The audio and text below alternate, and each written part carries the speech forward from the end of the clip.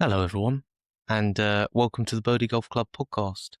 I know this is a pretty informal setting for the start of the podcast, but had a busy weekend, been very exciting, some exciting content coming soon in collaboration with Golf Escapes. So check that out on the Instagram page. If not following already, it's Birdie Golf Club podcast. But anyway, get into this week's episode, which was recorded a little while ago before the Ryder Cup. And it's a fascinating conversation with Jen Saxton. Jen Saxton from ShotScope. Now, Jen not only works for ShotScope and handles a lot of the marketing for them, but she also is a fantastic golfer. Like, she doesn't speak highly enough of how good she is. She got to 120th, I believe, in the world as an amateur golfer. And she's still playing at some pretty impressive tournaments, including one coming up very soon, which we talk about in the podcast. So I hope you enjoy this episode. I think it's a really interesting insight into a part of the game we haven't looked into before, that being the female side of the game of golf, obviously, and the insight that Jen brings to that, and what it's like growing up in the game as a female golfer, but also just someone with a wealth of experience, played the game all her life, and equally has all of the data and everything else that comes along with ShotScope. So I hope you enjoy this episode. If you're interested in any ShotScope products, I encourage you to go there right away and get some. They are the best tech in golf, and you can use code Birdie Golf Club for 15% off your order. So that's enough from me. Maybe a little bit more next week from me. Who knows? Maybe I'll just keep to these short intros. Anyway, to the episode with Jen. So with ShotScope, obviously we've got on-course data for how amateur golfers play, whether it's how they play Bethpage or how they just play in general. So we had a small number of rounds on the actual golf course. So we looked at certain holes that would maybe be key holes that are difficult or ones that we think might be quite interesting. So a couple of them were, for example, if they hit the fairway on the 7th hole, scored under par, I believe they're playing it as a par 4 for the Ryder Cup. Amateurs play it as a par 5, hence how they got under par. But if you missed that left or right, you were like 1.5 over par. So you're making a bogey or a double. So it was quite an impact of actually hitting that fairway. Made a big difference on their scoring. The most interesting one was we overlaid the average amateur driving distance and put that off the Ryder Cup tees around Bethpage. The average amateur can only reach 7 out of the 14 fairways. I mean, Now, that is miserable, isn't it? yeah, did get pretty close to a few of them coming up just like three yards shy of the short stuff, but they were still left on some holes with over 300 yards to the green. So it's just a 3-shot hole. I guess that's why none of us play off those tees. Because haven't they moved the first as well? Because the first tee normally obviously sits in that very famous spot below the sort of fencing there. Have they moved that to the left, is what I've heard? I'm not too sure. I just seen a video of Yeah. Rory hitting a driver there today. Right. I'd heard they'd moved it left to sort of almost point it kind of towards the green. So that they can try and cut the corner. Yeah, I guess it's kind of set up for that opening morning. Bryson hitting, no doubt they're going to put him out first. Like they're just going to, just to get the crowd going. Yeah, I guess. It'll be rowdy, no doubt. Have you ever been to a Ryder Cup? No, I haven't. No, I didn't go over when it was at the France National. I didn't go there. No, never been. Have you? I got to go to the one at Gleneagles in 2014. I'd just started Yeah. my first year at the University at Stirling, and it was like our first week at uni, and we got approached saying this company was looking for people to work on, I don't know what you call it, in the spectator village and activation. Effectively, we just walked people through a simulation of playing the 18th hole at Gleneagles. So they got a little team talk in a locker room from both team captains or one of them. They got to hit a tee shot on the 18th, an approach shot, and they had a putt to win the Ryder Cup. And we just walked them through that. You got kitted out in Ryder Cup merch. you did a half-day shift and you got paid £50 a day and a ticket to watch for the rest of the week. So it was Nice. That's a the best no-brainer. week I think I've ever had. I did the afternoon shift and went and watched every morning. Was up at 5 a.m. getting the first bus in, and there's no buzz quite like it. Everyone's just electric at silly o'clock in the morning. It's amazing. It like captivates. It almost like it manages to fill the void of all the parts of the golf gives so much, but the elements that it doesn't give for that 1 week every 2 years, Yeah, it just seems to fill the void for every golf fan, every golfer, whoever it may be. It's just yeah. so special. It's yeah. If you ever get a chance to go, highly recommend it. I'll remember that week for the rest of my life. Even though I was working, it was a nice job, probably the best job I think I've ever had, and just an incredible experience all around. 2 years, we're in it. Is it Adair Manor? Is that where it's Yeah, going to next? yeah, I think so. There we go. That's the target. That's the target. Get to Adair Manor would be pretty nice.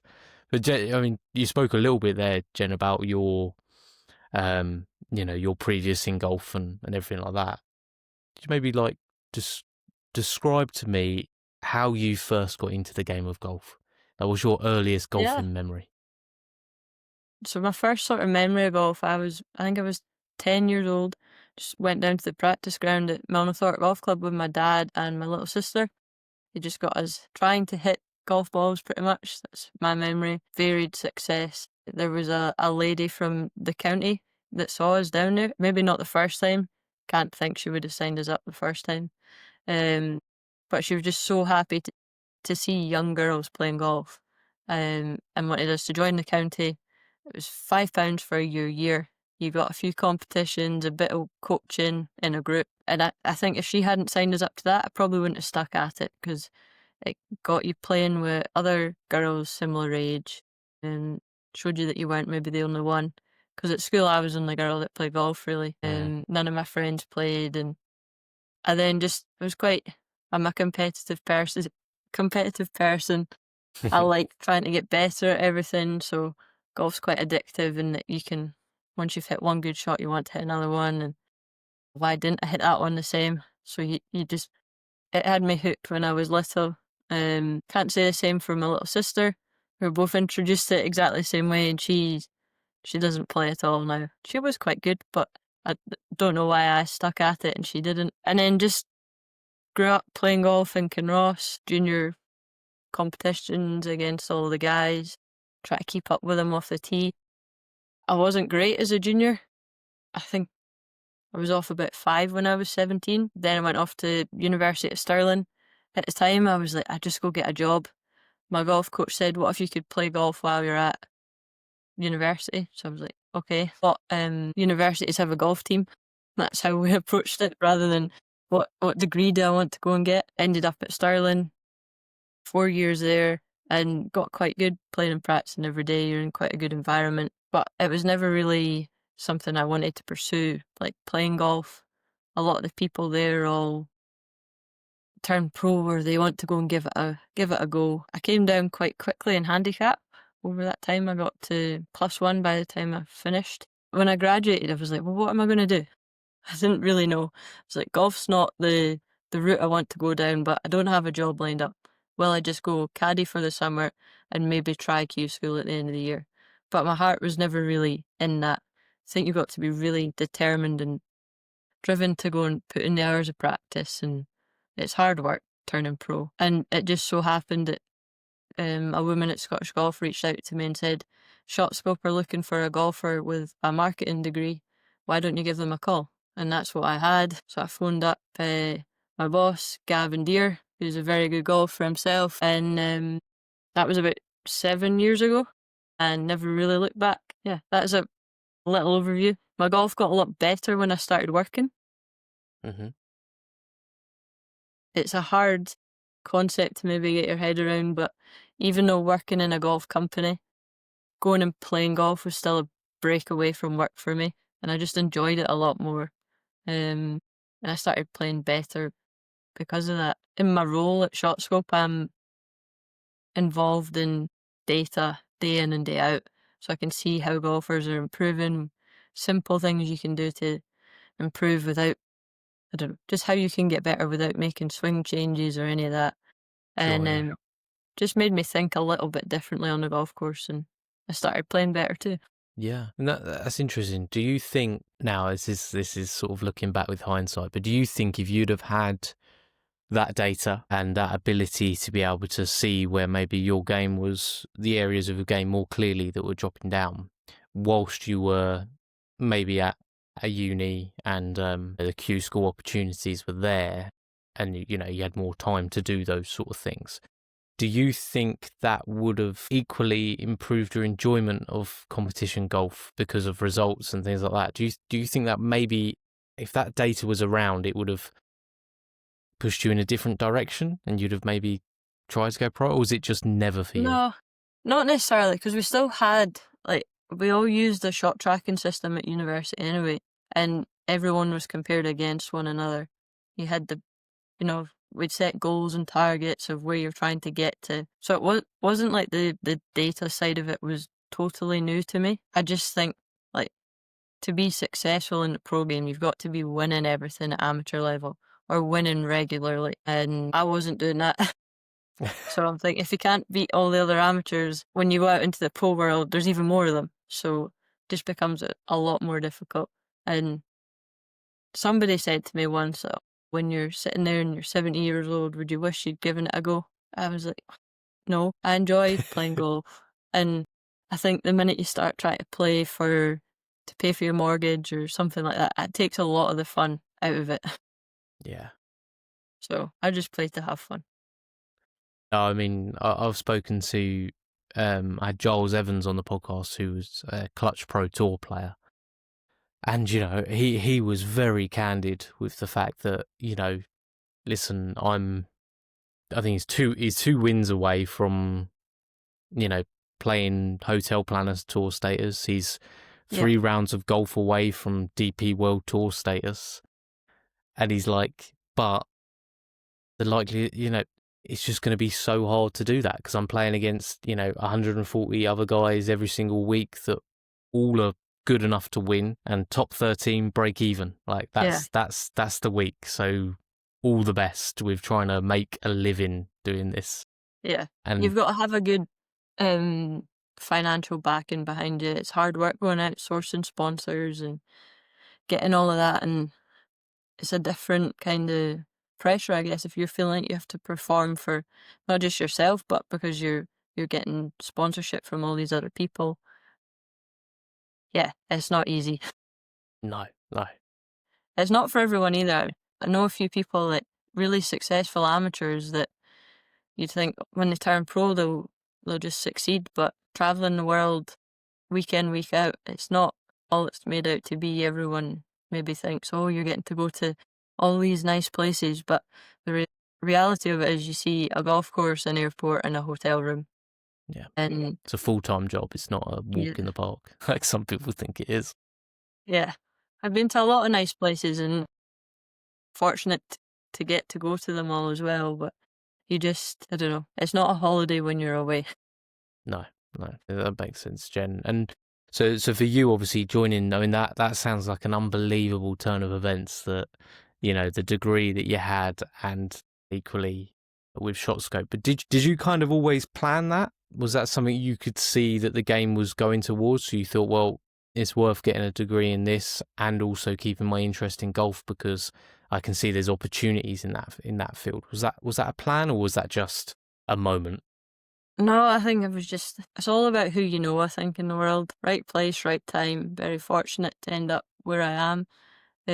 So I hadn't really planned to go and do a marketing degree. That was just because I could do golf at the same time while I was there. And fortunate really that I can work in golf.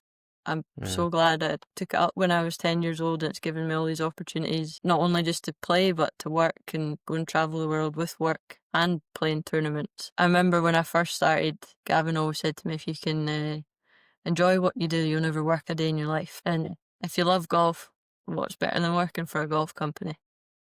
exactly. It's been good. And when I started at ShotScope, it was a really small team. small company. They were only, what would that be, 3 years old, and we had 15 members of staff. And then in the 7 years I've been there, we've grown now. We've got about 42 staff. So the dynamics changed quite a lot. We've grown significantly in the UK, but also over in America. It's been like 3 years in the making getting into all the big retailers over there, your PJ Superstore, Dick's Sporting Goods. And finally just did that last year. Got in store with them and they're rolling out more products. So everyone sees that and they're like, oh, you're doing well. And you're like, yeah, but that's taken a while. Yeah. And it also means having to work sort of those times as well, right? Which yeah, is we like do a now. lot. Yeah, quite used to hopping on a call late at night or even the weekends and Saturday nights and stuff. People do calls and podcasts even at those times. So Crazy people. yeah, but it's good to see. Like when I joined that, I had no idea what ShotScope could grow into and become, and it's actually really exciting to see how far we've come already, but how far we can still go. There's a lot of opportunity out there for the company to grow, and I'm just excited to be a part of it, really. What do you think? I've got my own thoughts on it, but what do you think is the reason that, you know, golf technology has sort of come on leaps and bounds over the past sort of what 10 sort of 15 years, even the last 5 years? What do you think it is about ShotScope that sets it apart from other companies? You don't have to name them, but you know, Yeah, what do you think so it is about the way it's done? I think at ShotScope's core, it's just a key group of golfers that all really love the game and are trying to make golf easier and more fun for all golfers of all abilities. We started out as a shot tracking company, but have kind of diversified now into all sorts of distance measuring devices and apps and everything that should hopefully make the game easier, but also more fun for golfers. And we're not just out there making products for the sake of it. We're making them because we genuinely believe they'll help you on the golf course, and we all use them ourselves, you know. Yeah, I think yeah, the fact that we are Scottish, home of golf, all of that, and it is golfers at its core. That's helps us stand apart. I mean, the calibre of golfers we have in the company now is insane. Someone said, I think ShotScope's probably got the best golfing IQ in the industry. Gavin was former Walker Cup, former PGA Pro. We've got other former teaching pros. We've got a new sales guy called James White who just recently shot 11 under a round of 60 at Leaving Links course record. Had a putt for 59. There's a lot of good golfers behind the scenes working really hard to help ShotScope succeed, and it's just great to be part of it. yeah. And I think you can tell that through I mean, I've got the X5, and I was slightly concerned. Like I've had golf technology, golf watches, things like that before, and I've always found they took me out of the game. That's how I kind of felt was the experience of it. And as handy as they were before, I always kind of just thought, you know what, I just want my scorecard. I just want a pencil and I just want a moment, you know, just away from my phone and everything like that. And I think what I noticed about the X5 like straight away was that it was an accompaniment to golf. It wasn't a distraction to the game. And even down to the GPS and everything I thought worked seamlessly and brilliantly. The thing I was most concerned about was the tracking tags. Like, because I've seen like other brands versions of tracking tags. Instead of them, it's fine. I've seen like your Arcoses and stuff like that, and people like contorting themselves to try and get some type of read on what club they're using, and I just thought that looks like a nightmare. Like I have trouble enough getting over the ball and just trying to hit the shot I'm trying to hit, let alone thinking about what's going to happen after the round when I look back on it.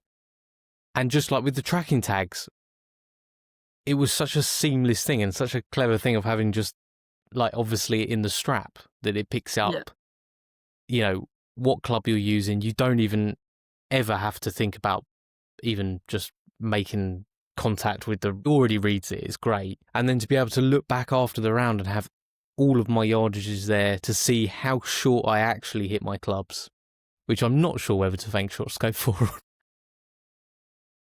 The harsh reality everyone learns at some point. It's a nightmare, you know. I mean, I cannot have those sort of gappings going on between my 4 and my 5 iron. It's just not. That is not okay. How can the 4 iron go 70 yards shorter on average? It was just a really great experience because it sort of like gave me the thing of, right, this isn't here to take me out of the game. This is, like you said, made by golfers to complement your game and to make it even more enjoyable with obviously the technical data that's going to make you better at golf as well. Yeah, I mean, there's a lot of features that you can throw into a watch, and we try and keep it golf specific. For example, like you get the Garmin watches that do your running, cycling, every other sport under the sun, and then they also do golf. And they're great as well. But we just want to be really good at golf. We want to do the best golf watch that we can possibly do, or not necessarily watch, but golf product, I guess. So there won't be any features thrown in there that are really irrelevant to golf. Everyone laughs at I rave about one feature that I use almost every round, and it's the last shot feature. It's so simple. I like to figure out how far the ball's rolling on the day. So it'll tell you how far you've hit your driver. I know how far I carry it, so then I go, right, I'm getting 20 yards a run today, 25 yards or whatever. It's just, it doesn't necessarily, it maybe takes you away from the game a little bit, but for me, it really helps me figure out what I'm hitting on a golf course. Yeah. I'm one for numbers and everything. Like I've got like in my scorecard holder, I'll have all my yardages and everything like that. So I appreciate that. It was more of like my previous experience before has been like I'm then having to get out my phone sometimes and stuff like that.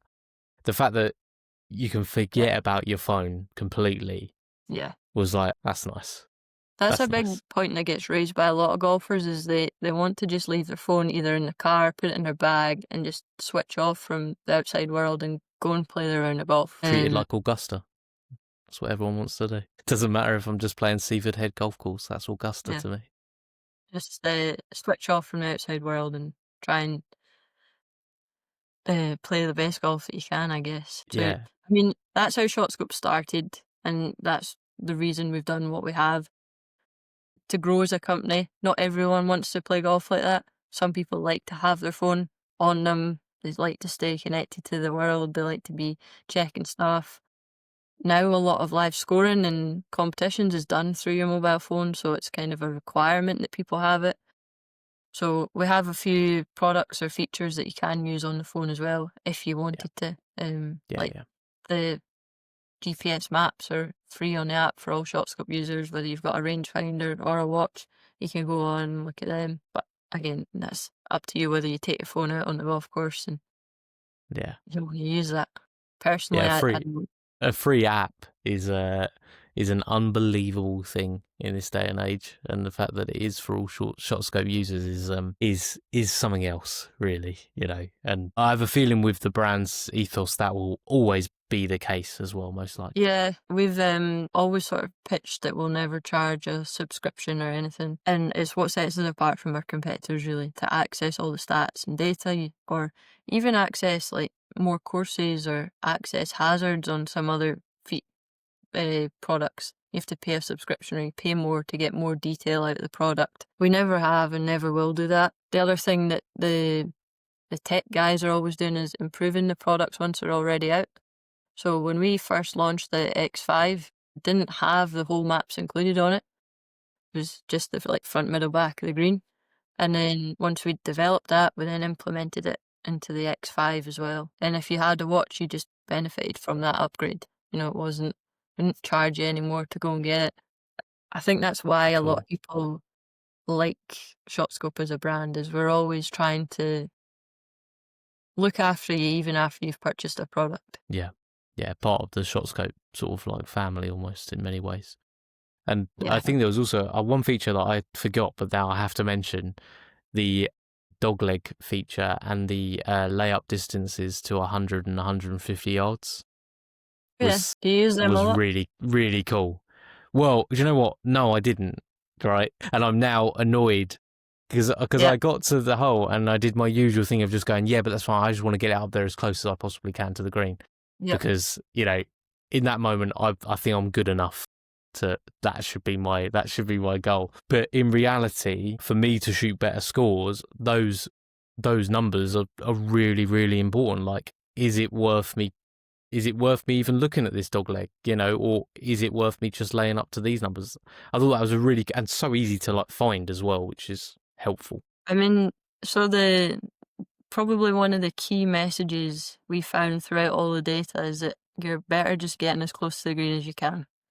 Really? Okay, I was doing the good thing. Laying up to a set number is fine, but think about where the bad shot goes from that distance. Is it further Yeah. away than the bad shot from closer to the green? Like, if you hit a poor chip from 30 or 40 yards, it's probably still going to be closer than a bad one from 100 yards. So your average is always going to be a little bit better. But I think golfers in general remember that one shot that they've hit to a foot because it was it's a perfect 56-degree wedge from 95 yards. I can do that every time. But then the other hard bit is you're probably never going to lay up exactly to that number. Not in the amateur game. Yeah. Different for the pros. They're a bit more dialed in and they can control it slightly better than 10, 15 handicap. But yeah, an amateur trying to lay up to an exact number is probably not going to work out too well for you. Just get as close as you That's good can. to know. That's good to know. Drivers I off did the the right tee, thing. 3-wood second shot. Just get it as close as you can every time. I had Scott Fawcett on the podcast a couple of months ago, and he'll love that. He'll love that, because that's something I think he gets sort of like pasted as the guy who's just like get it as close to the green as possible, but it's more of a case of like, well, what's the best shot here statistically? So, Yeah. he's going to enjoy that for sure if I he's mean, listening. the data doesn't lie. Obviously, there's scenarios where you do have to lay up, like if there's a big pond in front of the green, or there will be scenarios where you can't just hit a driver off every tee and get as close as you can in 2 on a par 5. But 9 times out of 10, just get it down there. Okay, that's good to know. I've got the mini driver in the bag now, so I feel like way more confident with that. Do you hit that off the fairway? Yeah, you can. Yeah, I've hit it off the fairway. I hit it off. I mean, I thinned. Say I kept it low and out of the wind is a bit too much, really. But they're so forgiving. I couldn't believe how forgiving it was, and they just sort of they just this time of year when it's getting windy, they just sort of pierce through the air just way better. And my issue has always been with driver is like setting tee height and. If I set it too low, I end up hitting this sort of like, I really come down on it and then I'm pretty neutral otherwise. Then if I set it too high, I'm just skying it. So being able to just tee it low with the mini and just hit it like I would a 5 wood. Yeah. It's nice. Yeah. I think I don't know whether the data will support it. Maybe we'll find out like as more and more get introduced into the amateur game. But I feel like it might be a really big sort of club in the amateur game just for that idea of dispersion and everything like that. Yeah, I've never actually hit a mini driver, but on the same sort of topic, we've seen more people using 5 wood, 7 woods, even 9 woods, as you would maybe expect. It's all over the media at the moment. Like people are ditching the 5 irons, even 4 or 5 irons, and switching them out for woods over hybrids. Used to be a lot of hybrids, but now it's shifting to the woods. And certainly from people I've played with, some good golfers as well, they're like, I love my 9 wood. I can And you're like, but I'm sure you can hit like a 5 iron. I've seen Crank go up to I think they got up to a 15, which is, that's just like a pitching wedge, just straight up in the air. It would look a bit weird looking down at that. It might look like it's just going to hit you in the face. Yeah, exactly. Confidence inspiring. That's probably, just sweep it a little. Now, Jen, I know you were a little bit, what's the word I'm looking for here? You sort of didn't give yourself a lot of praise, which is normal for how good a golfer you actually are. I saw you got up to, at one point, was it top 130 in the world? Am I right? Yeah. Yeah, I did. Scottish, I don't know, it's a British thing, Scottish thing. Yeah, Nobody yeah. really likes talking about how good they are or how good they were. But yeah, I'll try explain that a little You bit can do it. better. You can do it. So I play off +4 now, and back in 2022, I won a relatively big tournament called the St. Roe Trophy, 54 holes at St. Andrews, with the final round on the old course on a Sunday. And that year, all the grandstands were up. Big 150th up the side of the first. It was really quite cool. We play that tournament at the end of May, so it's only a couple of months or a month and a half before the Opens there. Um, so it's unique in that aspect, getting to play there. But anyway, I had a very, very up and down final round.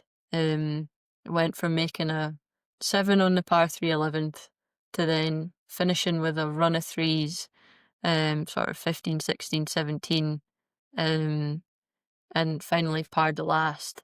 But I don't know my score when I'm playing, and um, after I'd hit my shot onto the green on the last, I asked my caddy, I said, look, could sense something was up with him. I was like, do I need to hold a putt here, or what's the deal? I've actually got a chance of winning this, even after making a 7 on a par 3.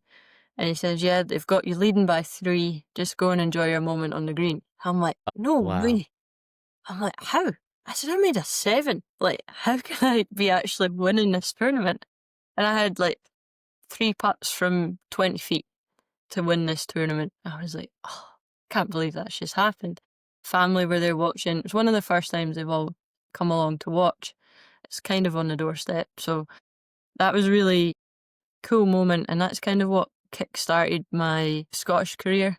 That got me picked for the women's team, and then since then I've been in the Europeans and home international team for the last 4 years, and then this year is the first time I've been picked for the World Team Championships, which is the team of 3, and that is getting played in Singapore in the first week in October.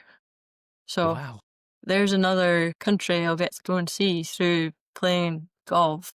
The unique thing, I guess, about this scenario is Gavin, my boss I mentioned earlier, he actually won the men's equivalent of it back in 2008, Eisenhower Trophy. They played over in Australia. So he played in that with Callum McCauley and Wallace Booth, I believe. So yeah, I can't imagine there's too many golf companies that have had 2 staff members playing the same, well, both playing in the Worlds, I guess. That's amazing. So it's been great. I mean, it's been hard work trying to balance work and life, playing tournaments, and trying to compete with all these sort of the best amateurs in the world. Mm. I've always kind of said now, look, I'll just keep going until I stop competing with them. I sit at my desk Monday to Friday, go to the range at night or play 9 holes. As long as I can still score similar scores to them, I'll keep going. But the minute I start slipping and not having a chance amongst them, then I'll take a step back. That's understandable. Like you said, I mean, they're doing it as a full-time job, and you're just fitting it in around Yeah. your full-time job, which can be easy. Have you looked ahead to where you're going to be playing in Hong Kong I've and not what the looked that course up yet. setup's like? Other than the fact it's really close to the airport, like It's sitting ideal. actually to the airport. I had a quick look on the map, but no, I'll need to go and do some. So generally, before I play a tournament, I'll use the ShotScope, my strategy feature, and plot out how I might play the golf courses, and then by the time I get over there to play a practice round, I feel like I've already played it. I've done my Mm. prep, and it's just like I know the course a bit better than if I just rocked up and looked at the yardage book on the day. Yes, yeah. It's just a little bit of, I don't know, homework before you go. So Yeah. Would you say that's pretty important for everyone as well to do that? I think if you're going away and playing tournaments, or if you're playing even just an open at a different golf course, it's good to go and research it, because there's nothing worse than standing on a hole and not knowing what way it goes, or what the Mm. run out is, or how far your driver might go, or, basic strategy things you could solve before you even stood on that tee. Just the more information you know, the more confident you can be and trust what you're going to do. And then you're probably going to hit a better shot. Absolutely. But if you're playing the same course week in, week out, you probably don't need to do that. Yeah. There is Unless, a I feature. suppose, you've got your nemesis hole that you just step up to and play the same shot every time and it never goes well. Then it's Yeah. probably worth looking at the data on that, right? Yeah, I mean, within ShotScope as well, there's a course analysis feature, so it's ideal for the person that plays their weekly medal every week or goes out 2 or 3 times a week, same course. We have a ShotScope stroke index, so it's your own personal stroke index on how hard you find the holes. So obviously number 1 is the hardest hole for you. It might not be the stroke index 1 on the card, but it's the one for you. So, for example, we looked at the PGA show 1 year. My own account got used as the demo to just walk through people the capabilities of the product, and it quickly became apparent that the 5th hole at my home club was a little par 3, and if I missed the green right, I had a 50-50 chance at making a par, getting up and down. But if I missed the green left, I never got up and down. And it sloped severely from left to right. So then the next time I went and stood on that tee, I was like, I don't really want to miss this left now. I hadn't ever crossed my mind before. It's probably a bit of a negative thought, but don't twist that around and say, I'll just aim a little further right. And if I do end up pulling it a little, I might still catch the left side of the green. Whereas if I miss it right, I've got a chance of getting a par. Whereas left was just bogeys every day for me. You're essentially just moving your shotgun dispersion just a little bit more to the right, and hopefully that big pull hook doesn't come into play. Yeah, exactly. So there is many different ways golfers can use the product, whether it's you play the same course all the time, you never play the same course again, you just travel. There's lots of different features in there that everyone can benefit from, really. See, I wanted your help on this, Jen, as well, because I was on Instagram the other day and a thing popped up that gave you 5 choices, and the top 2 that came up immediately that I gravitated towards was that if you could have one superpower for the rest of your golfing life, and the 2 that really stood out was hit every green in regulation, or hole every putt inside 15. Now, I don't want you to look at any data. I know it's probably going on in your head. You've got all the data for it already anyway. Yeah, I look at that much, so it's hard to remember what's what. What's your gut feeling? Shall I tell you what my gut feeling was first? That'll be fair, wouldn't it? Yeah, I've got my gut, so I'll not change it depending on what you say. My gut feeling was every putt inside 15. I went the opposite. Okay, but this is why you're in the business of data, because I think you're right. Well, I think you're right. So my thought for going for every green in regulation is, and it was relating to the data a little bit, but greens in regulation is a stat that we see directly correlates to handicap the most. As your handicap, let me get this right. As your handicap goes down, you're going to hit more greens. So the higher handicaps are hitting the least, and it's like a direct line, really. So to me, if you were hitting 18 greens, you're going to have some that are close and inside 15 feet anyway. You're probably going to make a few birdies. You might 3-putt 1 or 2 of them, but you're probably going to score okay. Whereas your pull every putt inside 15, they could be all for pars, they could be some for bogeys, doesn't necessarily say how many shots it's taking you to get onto the green. Yeah, that's what it's basically. It depends on what level of golfer you are. Someone asked a similar question in the office the other day, which one would you rather? I can't remember the 2 things they gave, but it was along those lines. Right. Yeah, I've ran it through because I very sort of quickly responded with it's every putt inside 15 feet, and there is no other correct answer. I did that horrible thing of being so confident. I know, I'm sort of pretty disgusted with myself. And a lot of people agreed, but then there was a few people that went absolutely wrong. It's every green in regulation. They're because I can 2-putt, but I can't make every green in regulation. Yeah. the ability is there to quite normal for somebody to go around and have 36 putts in a round, but how many times do they make 18 greens in regulation? Yeah. Like, I mean, just never really.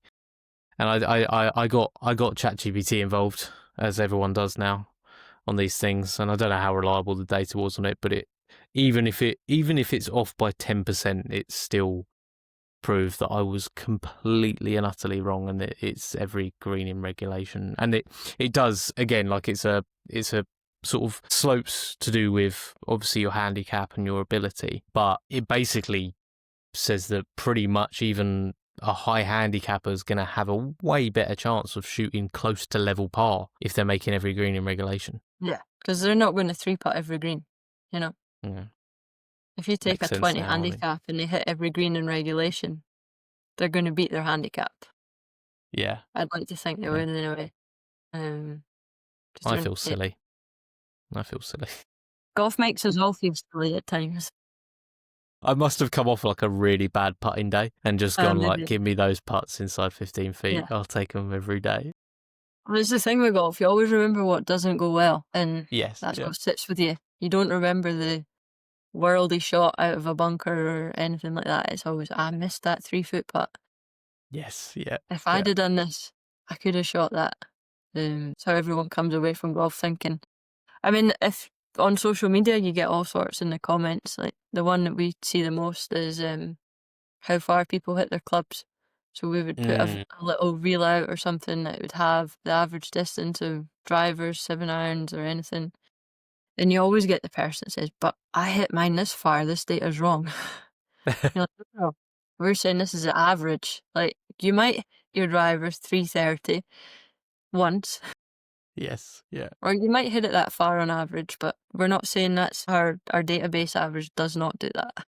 No. Well, so many people just see total and they don't see a carry. Yeah. Which is... In general, I think a lot of amateurs remember how far they've hit the one time they've hit a really good 7-iron or a good 5-iron, a good pitch and wedge, and right, that's how far I hit my clubs. Whereas in actual fact, the average is the better number. Even if it means if you flush it and you go a little bit long, you're allowing for the miss of not flushing it and coming up short, Yeah, exactly. I was very happy that on my first round using the X5, there was a very downhill par 5, and I was playing with the wind, and that one rolled out to 398. Nice. So that went in, it was nice, but I was a little bit annoyed that it didn't just go that extra 2 yards. I was like, if it could just go that extra 2, that'd be a 400, and I'd retire happy, like I'm done. But it really skewed my averages, but that is coming down rapidly. I mean, especially as we get into the winter and you get no run. Oh, yeah. That was one stat that we'd done recently for someone was, how does golf change from winter golf versus the summer? Mm-hmm. Initially, I was a bit shocked, and it was more people hit more fairways in the winter. Can't be right. Like, they're playing more golf in the summer. They're going to be more accurate. But it was just purely down to the firmness of the golf course. Like, balls will bounce and run through the fairway into the rough. Whereas in the winter, typically, they're going to pitch and stop or only go a little distance, so they're not quite making it to the rough. And it was just one of those at first glance. Again, you think, that can't be right. But then when you actually think about it and you read the data, you're like, oh, that's a fair point. I wonder if that corresponds to more greens in regulation as well through winter. Does that come into play? Because obviously you got a lot of clean and place as well situations. Yeah. So they're giving themselves a preferred lie. I should have thought about this before I brought it up, but no, I can't you're remember good. off the top of my head. However, it could also be because you've not got all the run, it's not going as far, so then you've got a longer setting shot.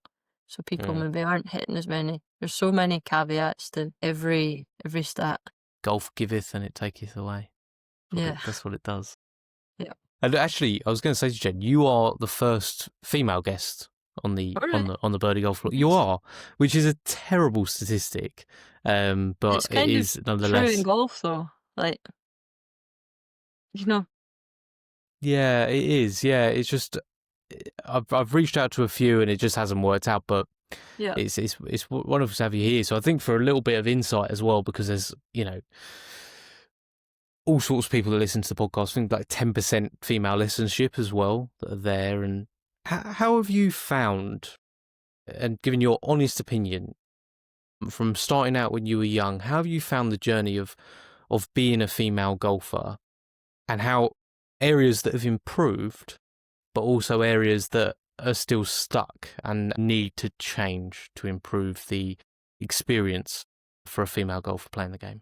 Yeah, I mean, I think I was lucky when I first started out that I got involved with the county girls thing so young, because it helped me meet other girls similar age.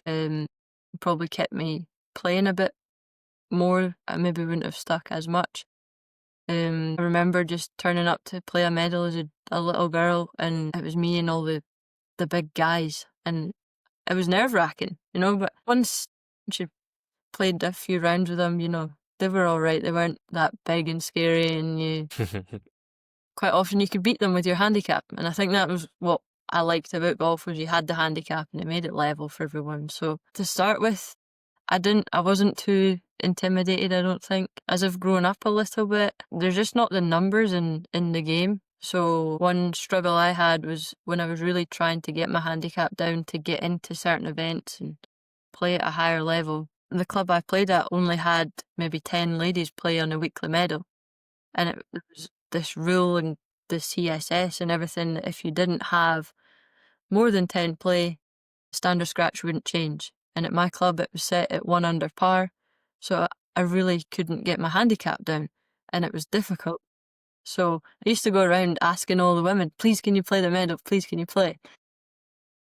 So I moved club to a course where I played off 5 at the time, and I was the 5th lowest female member, which was really quite rare. They had a scratch ladies team, all category 1 golfers, and for me that just helped me play more competitive golf against other women, because otherwise I was going out playing against the older ladies at the club and it wasn't very competitive for me, but still it's a good learning experience.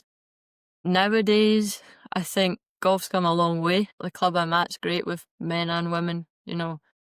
They have mixed medals. I can go and play off the white tees. I was actually chatting yesterday about, not even that long ago, they had a female or a girl at my level asking to play 2 rounds off the white tees, and the club wasn't going to let her. She just wanted to practice for a tournament that she was going to play that was a longer golf course, and they're like, nope, we're not allowing it. So I'm glad to see that's sort of changed, and all the men can play off the red tees, women can play off the white tees. I think that's good I think more guys should go and play off the front tees and shoot under par. Go and do it off a shorter distance and get comfortable shooting low scores. Same for juniors. Rather than going and playing off the back tees, just go play off the front tees and try and shoot as low as you can.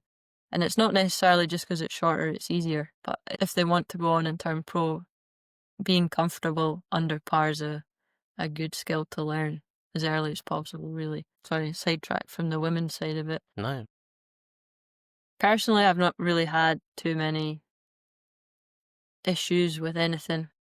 Generally, it's the smallest locker room in every golf club, but that's just what it is. And there's not the numbers really to justify having a bigger locker room in a lot of places. I did read a comment the other day.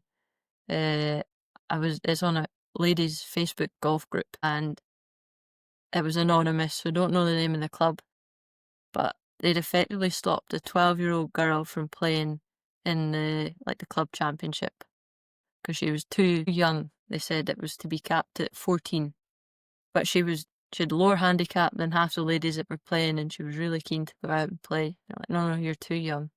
I thought I didn't like that, and all the comments were outraged that was still going on, saying that the women should be more encouraging to the young girls, because they'll just give it up otherwise. Yeah, absolutely. Yeah, absolutely. Do you think that's an issue of places being like in isolation almost, rather than sort of like a broader issue that's going on, or do you think that's just? I think that's just a couple of clubs that have probably just got a few older members that don't like to change their ways.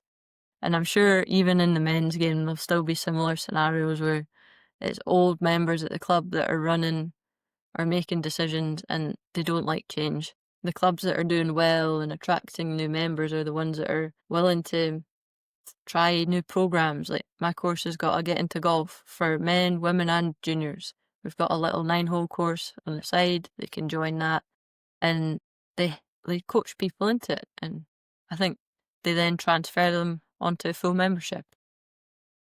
Fantastic. It's a good setup to get people in because it's really hard to get into golf. I think unless you know Yeah, there's a someone. barrier Or, to entry, isn't there? yeah, Like that is the nature of it. You need to have some kind of equipment and you need to know some of the rules, which can be like, if you've never picked up a golf club before, even if you've just gone to a range, going out on a golf course is a whole other thing, especially one that might have, certain yeah, traditions or whatever it may be attached to it and stuff like that. It's great to hear, Jen, that you've not had those sort of issues, or at least they don't stick in your mind of yeah. being like a problem, which is nice to hear. I mean, there is clubs where you have to. They're stuck in their ways where you have to turn up dressed a certain way, or you can't. There's a club in Fife where there's a separate women's entrance and a separate women's lounge, and women sit in this room and men sit in that room, and there's only one room that they're allowed to sit in together. It was a few years ago I was there. That didn't leave the best taste in my mouth. We were sitting there with just like not even a jacket, like quarter zip top on. Oh, you can't wear that in here, and you're like, oh, come on, like it's. I don't know. So outdated. Yeah, there's Yeah. no. I get there's a place for tradition and rules, but if we're trying to grow the game, you need to make it a bit more accommodating for everyone. Yeah, no, I got quite a common theme on the podcast is like golf is obviously far more accessible now, like what we've been speaking about, and that barrier to entry is coming down little bit by little bit. But you don't want to also, like, I'm a big football fan, and I feel like VAR has stripped away some of the beauty that was part of the game of football, which was mistakes, and you could celebrate a goal without having to wait for a decision to go through. And, there is a worry, I guess, with the game of golf, with the accessibility becoming an even bigger thing, that traditions can be stripped away. But I think in general, the majority of the golfing world shares the same viewpoint that we do, that certain places can have their traditions. Do you know what I mean? Like, Yep. of course, you're going to have places like Singaports where you have to wear the long socks, Yep. like socks up to the knees. No worries. You get to play an incredible golf course, and the barrier to entry there is a little bit of dress code, but it's steeped in history. Yep. Completely understandable. That doesn't transfer as well to a local 18-hole golf course, and just because they got members that for them that is their home of golf, they treat everyone a certain way, is just, they will die out, those clubs, in an era where golf has never been as popular.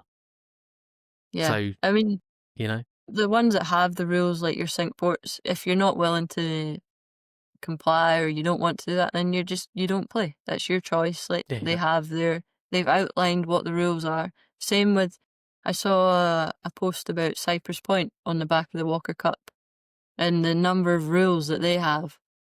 Like it was like a list. But again, if you don't, it's quite a traditional place, very exclusive, hard to get a game there. Like, and if you get the chance, you follow those rules because you might never get the chance again.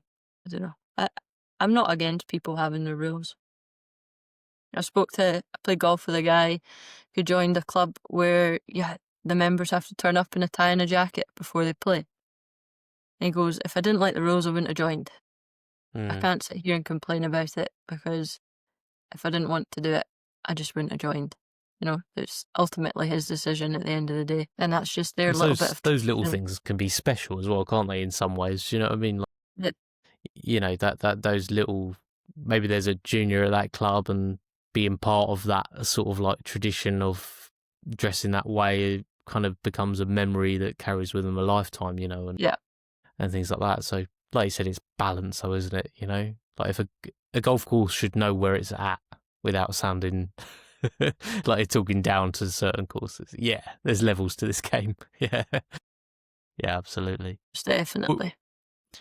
obviously, you've got Hong Kong coming up, Jen, and you've got all the work with ShotScope that you're doing. So, what sort of what's your goal when you go to Hong Kong? Obviously, to win has to be part of it, but are you going there for the experience as being like the first thing that you're going to think of when you're heading there, or are you going there just game face on, doing your course analysis, doing your round planners, just getting More the serious about it? experience for me, I'd say. First time playing in an event of that level. A lot of the girls playing I will have played golf with or against before, but for me it is a step up from anything I've ever done before, so I just really have to try and take it all in and enjoy it as much as I can. Probably be nervous because it's a bigger event, different type of golf, different type of golf course. Will be out my comfort zone a little bit. Have to deal with all the humidity and how far the ball's probably going to fly. Be quite different to Scotland in October. Bit So of a change, yes, just a small change. yeah, yes, I want to go and perform, play well, and try and compete. But I just take it one. It's so cliche, but one shot at a time, and just enjoy the whole experience of being there, and um, try and put together a good round at the end of the day. Really. On I hope paper, you enjoy it. we won't be anywhere near the favourites. Like the American team will have 3 of the top 10 in the world playing. It won't be similar for Spain and a couple of other countries. Whereas our Scottish team, I'm down at about 400th in the rankings now, and the other two are similar. So on paper, everyone else is up here and we're a little bit lower down. But golf's funny because there's not that big a difference between everyone. You know, Yes. for 18 holes, it's maybe a shot at most, or so we'll see how it goes. But yeah, primarily just try to soak it all in and enjoy the experience. Yeah, I hope you do, Jen. It sounds like an incredible opportunity, and you, like you said, you're absolutely good enough to be there and go there and win it. So I look forward to seeing what happens. We'll see what happens, and I'm sure when I get back, I'll just be back to my desk. So if it doesn't go as planned, I can just switch off and work Yeah, will take over, and I can forget about it for a little while. So it's good to have that go both ways. yeah, yeah. Just don't come back and start analysing your round afterwards as to where it all went wrong. Yeah. Forget about it. Forget about If that it one. went well, I'll do that. Yeah, yeah, absolutely. Yeah, in the office, just showing everyone. Mhm. Look at this one I hit. Well, I appreciate you coming on the podcast, Jen. It's been lovely to meet you and to Yeah, hear your story as well, and have your insight into the game. yeah, no problem. Thanks for having me on. It's been nice to chat to you. Thanks, Jen.